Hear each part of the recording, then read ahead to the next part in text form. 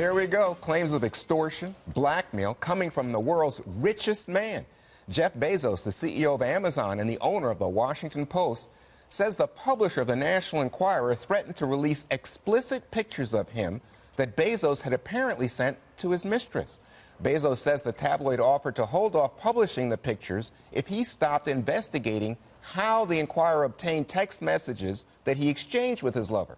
Bezos released an email that he says backs up his blackmail claim. One part reads, and here I'm quoting, "In the interest of expediting this situation, and with the Washington Post poised to publish unsubstantiated rumors of the National Enquirer's initial report, I wanted to describe to you the photos obtained during our news gathering," end quote. The email then goes on to describe the salacious photos and ends with this line. It would give no editor pleasure to send this email. I hope common sense can prevail, and quickly, end quote. The National Enquirer's parent company says it acted lawfully and will investigate the claims. Bezos' investigators have not confirmed how the Enquirer got the text, but are floating this theory. They have begun to believe, the Bezos camp, that this publication by the National Enquirer might have been politically motivated. Gavin DeBecker told us that he does not believe that Jeff Bezos' phone was hacked. He thinks it's possible that a government entity might have gotten hold of his text messages.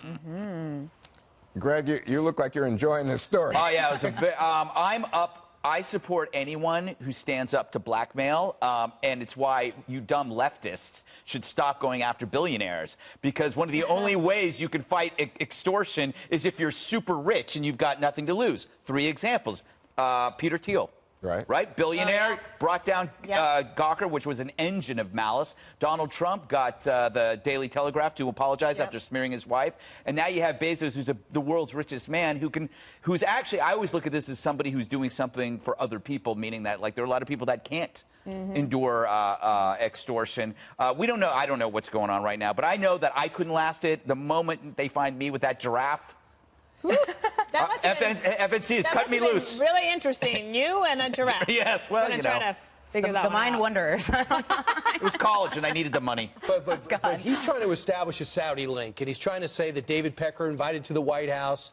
He brought a Saudi... David Pecker is the boss, the owner of the National Enquirer. And his last name for a very interesting headline in today's New York Post, by the way. A classic. I don't get it. Could you please explain that to me? I wish I could. It kind of slipped my mind for a second, and Ask I the never know giraffe. who might The be giraffe. watching. Animals are great. But he's trying to establish some type of Saudi link, and maybe tangentially to the president, that the president would be behind his affair with Laura Sanchez. It originally started with the Daily Beast saying that they were focusing with his personal investigation on Michael Sanchez, the brother of Laura, that started this whole thing out. So he wants to create a different situation. He also goes on to say that because as soon as I brought up Saudi Arabia, they were frenetic over at the Enquirer. They wanted to stop this right away. So I hit a nerve, and that's why he came forward. So he wants to say this is an international story when it's really his personal decision to have an affair, and the pictures were out there. What the Enquirer did, no one could ever back that up. But evidently, it's happening over and over again. Capture and kill, and pay me. So Dana, you know, you handle public affairs on. She's been blackmailed. Never had to handle a sex scandal. Okay, Good well for let's you, Dana. It's a hole in my resume. No. We don't want you There's to do still that. time.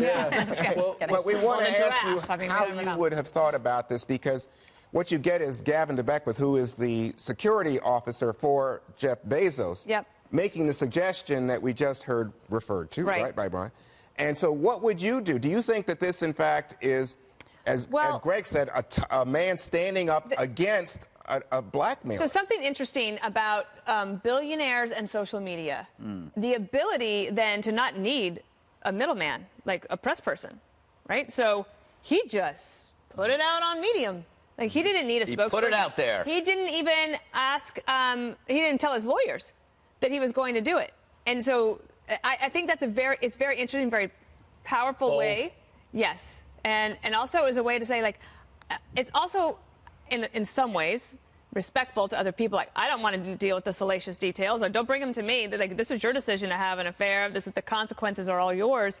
But I also think it's interesting because now he has said, there are more pictures. So if they come out, Right? I already told you. Yep, there's more pictures, and they're embarrassing. Yep, that's the case. But now, if the National Enquirer were to actually publish them, they'll be on the hook for the question of, were you trying to extort him? Well, I think the National Enquirer, which means that they might not ever be released. National Enquirer is on the hook for a whole lot more, Lisa, because they're in an agreement with prosecutors in terms of the alleged payoffs for porn stars from Michael Cohen or President This is Trump. one ugly block. It's ugly, I'm telling you.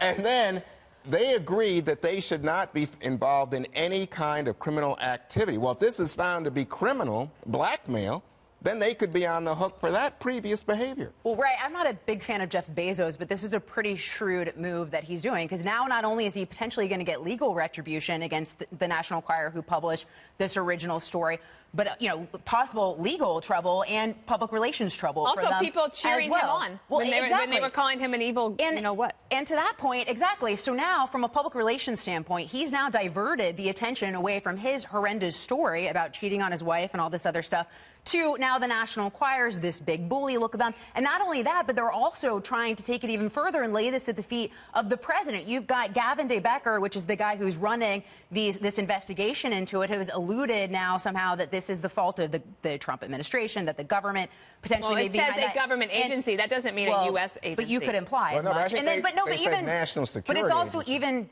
more than that, because they've also said that Michael Sanchez was responsible, and the Washington Post reported that he was a Hollywood agent connected to Trump. So they've now then tried to turn this on Trump, who the media hates, is going to take the bait and run with it. I think it's smart. It's Amazon, always about the packages. Oh, gosh. Trying to get out of this segment, guys. All right.